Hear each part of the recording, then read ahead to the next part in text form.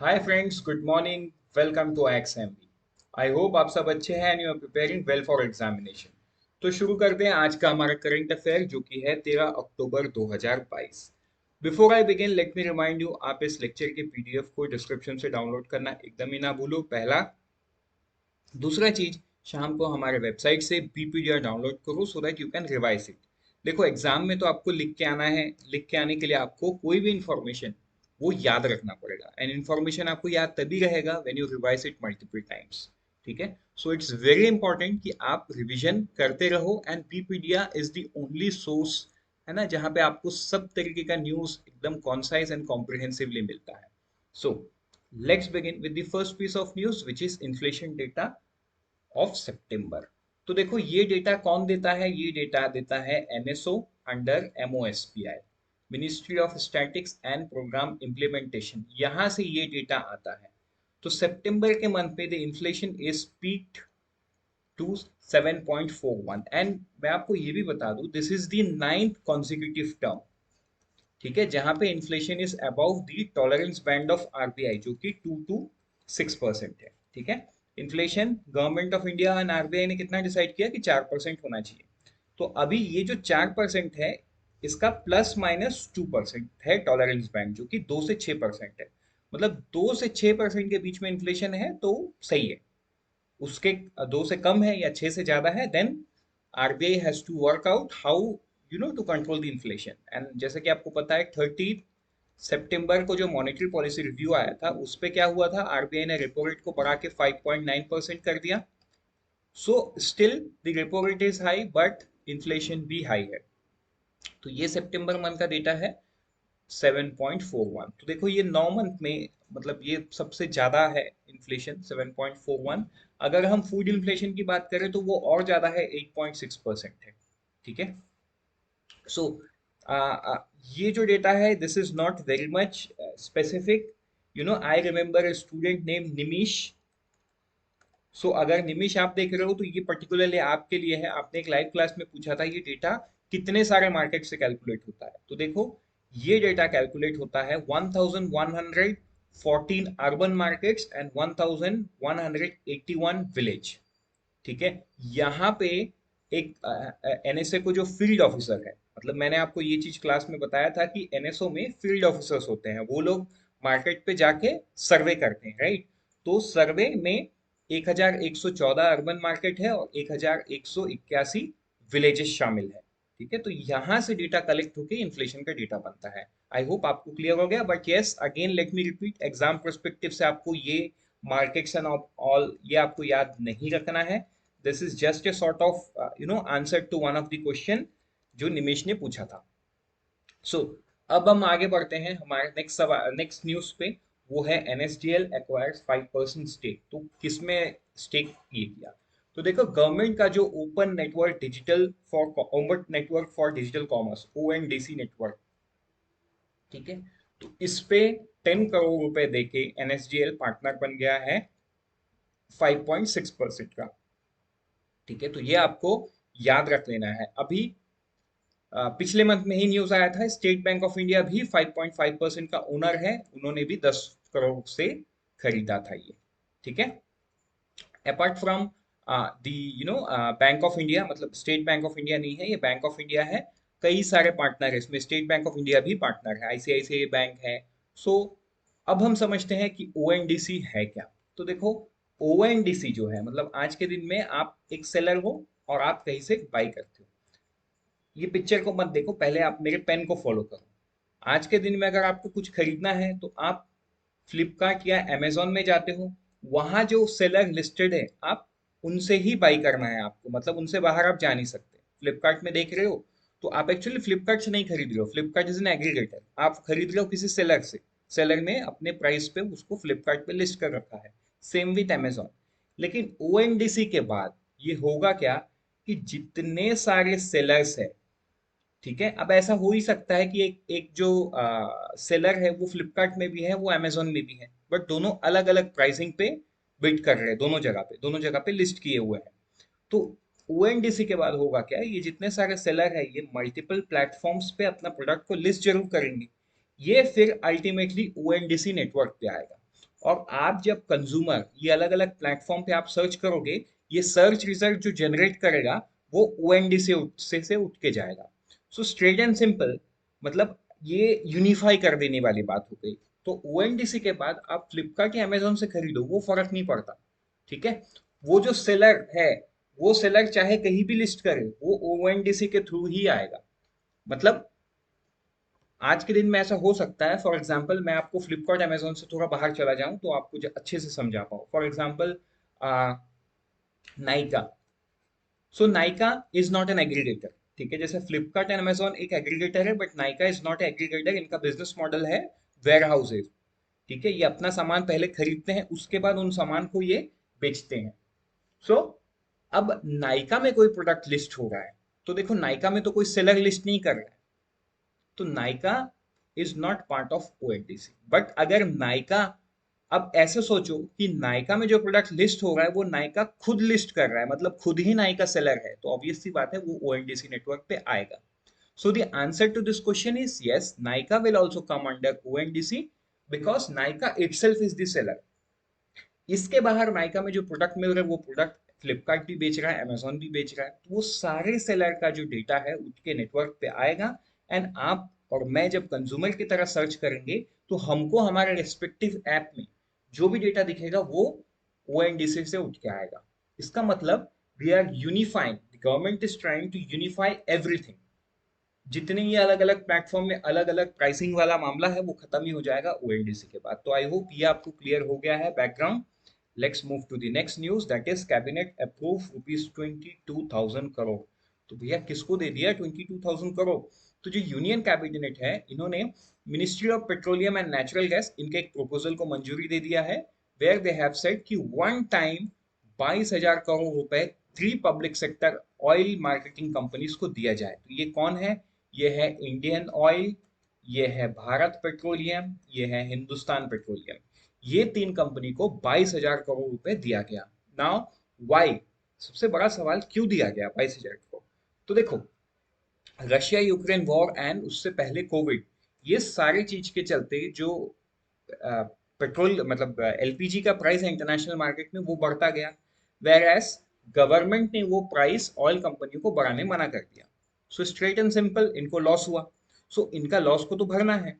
सो इनको लॉस, इनके लॉस को कवर करने के लिए this is one time grant of you know 22,000 crore, कि ये पैसा आप लो, लेके अपने लॉस को, लॉस की भरपाई कर लो। मतलब गवर्नमेंट ने वो जो इंक्रीज प्राइस है उसको सब्सिडाइज कर दिया, नॉट डायरेक्टली बट इनडायरेक्टली उसको सब्सिडाइज किया गया। ठीक है, आई होप ये आपको क्लियर हो गया है। आगे बढ़ते हैं हमारे नेक्स्ट न्यूज पे, वो है productivity linked bonus equivalent to 78 days. तो देखो, जैसे कि आपको पता है कुछ दिन पहले प्राइम मिनिस्टर ने बोला था कि रेलवे एम्प्लॉयज, ठीक है, जो नॉन गजेटेड रेलवे एम्प्लॉयज है उनको बोनस मिलेगा। सो ये बोनस अभी यूनियन कैबिनेट की मंजूरी मिल गई है, जिसमें 11.27 लाख जो नॉन गजेटेड रेलवे एम्प्लॉयज हैं उनको इक्विवेलेंट टू 78 डेज का बोनस मिलेगा। ठीक है, तो ये जो अमाउंट है ये कितना बन के आ रहा है? 17,951। इतना रुपए हर एक रेलवे के नॉन गजेटेड एम्प्लॉयज को as a productivity linked bonus मिलेगा।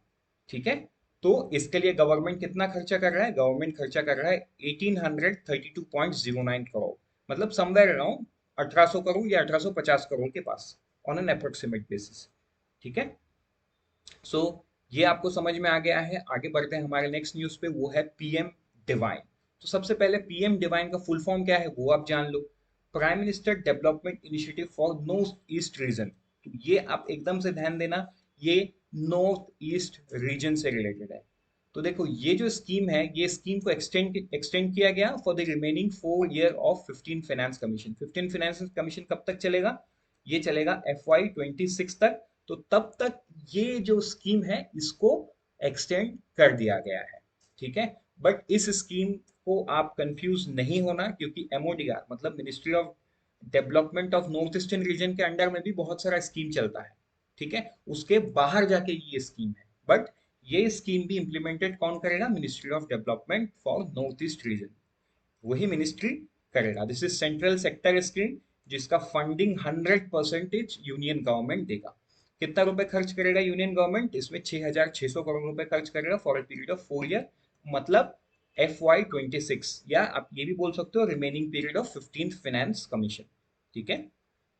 अब ये ऑब्जेक्टिव क्या है? तो ऑब्जेक्टिव है fund infrastructure convergently in the spirit of PM Gati Shakti, support social development project based on felt need of the NER, enable livelihood activity for youth and women, fill the development gap in the various sectors। So basic सी बात है, जो north eastern region कई दशकों तक पिछड़ा हुआ था, अभी उनको सामने लाना है, रेस्ट ऑफ द इंडिया के तुलने में उनको डेवलप करना है। देखो टूरिज्म वहां पहले से था, मतलब वो एक नेचुरल ब्यूटी वाला एरिया है, चिकन नेक के उस तरफ, राइट। चिकन नेक के इस तरफ कौन है? वेस्ट बंगाल है and rest of India.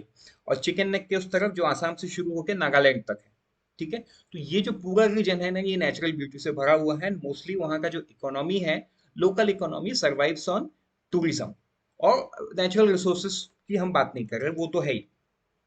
But यहाँ पे अभी बाकी सारे जो इश्यूज है, जैसे सोशल वेलफेयर, ये इसमें पिछड़ा हुआ था, वो सारे पे अभी ध्यान दिया जा रहा है, राइट। तो इसीलिए पीएम डिवाइन स्कीम को एक्सटेंड किया गया है फॉर द नेक्स्ट 4 ईयर, और till the 15th finance commission continuous.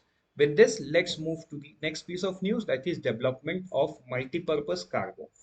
तो देखो, जो गवर्नमेंट ऑफ इंडिया है, वो cabinet committee of economic affairs ने मंजूरी दे दी है at an estimated cost of 2250.64 crore.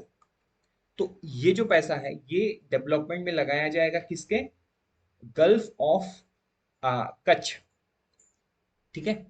ये गल्फ ऑफ कच्छ में देखो क्या है, Tuna Tekra at gulf of Kutch at Kandla, यहाँ पे एक है ना, ये बनाया जाएगा, मल्टीपर्पज कार्गो हब बनाया जाएगा।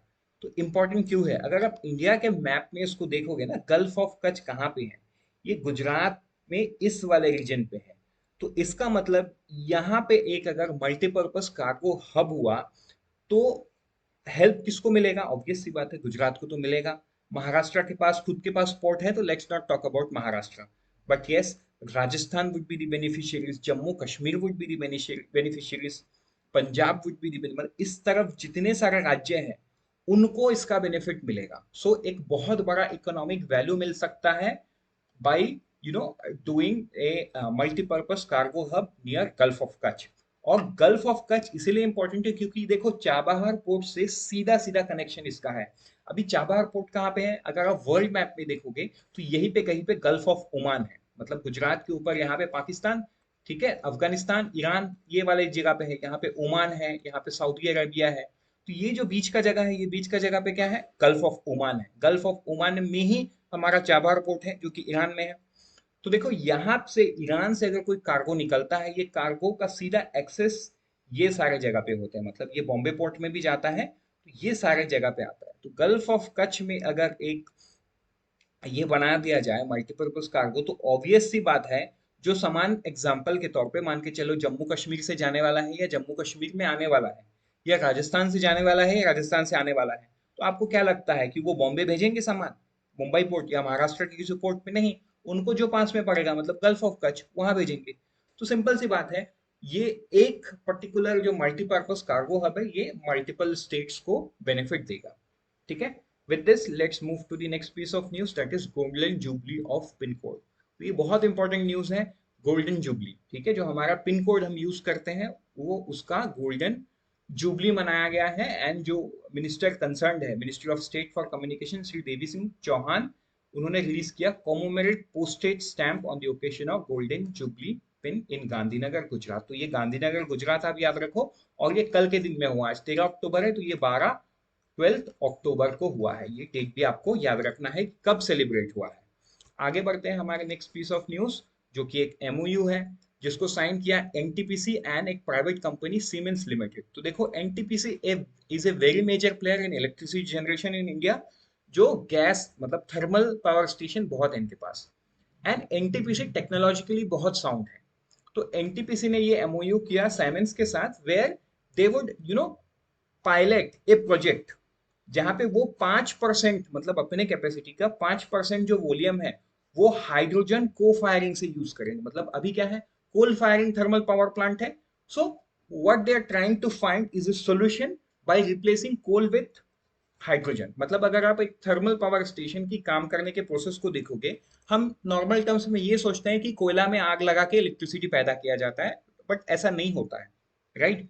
ये जो कोयला है ये सिर्फ पानी को गर्म करता है, ठीक है। और ये जो पानी गर्म होता है, वो गर्म होने पे जो वेपर्स क्रिएट होता है, वो वेपर्स बहुत ही थिन पाइप से पास किया जाता है टरबाइन में, ठीक है। टरबाइन में जिसमें डायनामो लगा हुआ था, और ये हाई प्रेशर जो आपका वेपर्स है ये टरबाइन को गोल गोल घुमाता है, और ये जो टरबाइन है डायनामो को घुमाता है, डायनामो क्या करता है, इलेक्ट्रिसिटी जनरेट करता है। So this is the basic working, मतलब ये है एक बेसिक शॉर्ट में कैसे काम करता है थर्मल पावर स्टेशन। कोयला क्या काम करता है, कोयला तो सिर्फ गर्म पानी करता है, दैट्स इट। ये है कोयला का काम। तो अभी इसको हाइड्रोजन से रिप्लेस किया जा रहा है, बट हाँ यहाँ पे टेक्निकलिटीज चेंज हो सकती है। प्रोबेबली हाइड्रोजन पानी को गर्म नहीं करेगा, हाइड्रोजन को एक अलग यूज में लाया जाएगा। उसी चीज के फिजिबिलिटी को स्टडी किया जा रहा है विथ ओनली 5% वॉल्यूम। तो इसमें एनटीपीसी का टेक्नोलॉजी पार्टनर कौन है, साइमेंस लिमिटेड है, ठीक है। What they are trying to achieve is that ये जो गैस टरबाइन है, मतलब ये जो टरबाइन घूमता है, देखो इसको गैस टरबाइन क्यों बोल रहे हैं, क्योंकि इसको घुमा कौन रहा है, वाटर वेपर घुमा रहा है इसको। डायरेक्टली कोयला नहीं घुमा रहा है, कोयला तो सिर्फ पानी गर्म कर रहा है। So that is why they are gas turbine. तो इस गैस टरबाइन को कैसे हाइड्रोजन से घुमाया जाए, this is what NTPC and Siemens limited will study, and उसके लिए इन्होंने इस एमओयू को साइन किया है। एंड जहां पे the capacity the pilot project will only be for 5%, ठीक है। बाकी अगर ये काम कर गया तब तो यू नो अब सवाल ये है कि ऐसा क्यों किया जाता है, वाई, क्यों, क्या जरूरत पड़ गई, कोयला तो इतना सारा है, सस्ते में अवेलेबल है, हम इंपोर्ट भी करते हैं कोयला, वो भी सस्ते में करते हैं, कुछ 8 रुपए पर टन पड़ता है इंडिया को। और ऑन दी अदर हैंड हमारे पास तो कोयला भरा हुआ है, Chhattisgarh being one of the prominent state जहाँ पे कोयला ही कोयला है। स्टिल छत्तीसगढ़ है, महाराष्ट्र है, महाराष्ट्र का विदर्भ रीजन स्पेशली। सो क्यों, क्या जरूरत पड़ गई, तो सिंपल सी बात है, डीकार्बोनाइजेशन प्रोसेस। आपको याद है COP26, आपको याद है ना COP26। COP26 में जो इंडिया ने अपना टारगेट रखा उसको फॉलो कर रहा है। तो ये कहाँ पे, फरीदाबाद में आया है, फरीदाबाद गैस पावर प्लांट पे आया है। तो ये सारा चीज आपको याद रखना है, this is one step towards decarbonizing the country. Let's move to the next piece of news, that is RBI says regulatory body can't get fresh ratings from brickwork rating। तो ऐसा क्यों, पिछले वीक क्या हुआ था, सेबी रेगुलेट करता है किसको, क्रेडिट रेटिंग एजेंसीज को सेबी रेगुलेट करता है। और इंडिया में approximately approximately mean 7 credit rating agency है, उसमें से एक जो है ब्रिकवर्क रेटिंग है, जिसको सेबी ने बोल दिया आप अपना दुकान बंद करो। क्यों, क्योंकि इनमें कुछ लैब्स था, ठीक है, इनमें कुछ लैब्स था, उतने डिटेल्स में नहीं जाते, सिंपल सी बात है, सेबी ने बोल दिया कि आप अपना दुकान बंद करो, आप अपना धंधा बंद करो, 6 महीने आपको हम टाइम दे रहे हैं, आप नए क्लाइंट्स को बता दो कि हम कोई रेटिंग नहीं करेंगे, और 6 मंथ में आप अपना पूरा ये रैप अप करो। तो देखो यहाँ पे एक चीज आप ये भी जान लो, जो ब्रिक वर्क रेटिंग है इसका प्रोमोटर ग्रुप में कैनरा बैंक भी 10% होल्ड करता है, तो ये आप ध्यान दे दो, ठीक है। ये बहुत जगह आपको नहीं मिलेगा, राइट, सम और दी अदर आर्टिकल्स मुझे ये मिल गया, Canara bank, Canara bank is the 10% owner in the brickwork rating. तो अभी आरबीआई ने क्या बोल दिया कि जो रेगुलेटेड बॉडी है ये रेटिंग्स नहीं ले सकते ब्रिकवर्क रेटिंग से। तो ऑब्वियस सी बात है, क्योंकि सेबी इसका जो रेगुलेटर है वही इनको बोल दिया कि भाई आप अपना दुकान बंद करो। आगे बढ़ते हैं हमारे नेक्स्ट न्यूज पे, वो है ताजपुर पोर्ट। तो देखो ताजपुर पोर्ट का लोकेशन कहाँ पे है, लोकेशन भी जानना जरूरी है, ये वेस्ट बंगाल में है, राइट। वेस्ट बंगाल में एक टूरिस्ट प्लेस है दीघा, आपने सुना होगा, ये उसके पास एक छोटा सा विलेज है जहाँ पे है ताजपुर पोर्ट, ठीक है।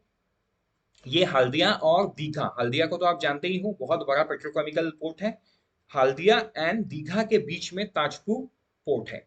तो ये जो ताजपुर पोर्ट है ये कलकत्ता के पास है, मतलब कोलकाता के पास है। तो इसको गवर्नमेंट ऑफ वेस्ट बंगाल में ने किसको दे दिया, अदानी पोर्ट्स को दे दिया है डेवलप करने के लिए, राइट। आगे बढ़ते हैं हमारे नेक्स्ट एक वन लाइनर पे। वन लाइनर ये है NHAI, मतलब national highway authority of India, इन्होंने फंड रेस किया थ्रू फॉलो ऑफ इश्योरेंस। कितना फंड रेस किया, ₹1430 करोड़। तो ये आपको ध्यान दे लेना है। With this, unfold your potential with IXMB. Let's meet tomorrow. Till then, all the best. Prepare 50% faster with IXMB. And आपको कुछ भी डाउट है तो आप इस नंबर पे कॉल करो, आप इस ईमेल पे ईमेल डालो जो भी डाउट है, and subscribe to our channel. मिलते हैं कल सुबह फिर इसी टाइम पे, फिर से करंट अफेयर के लेक्चर में।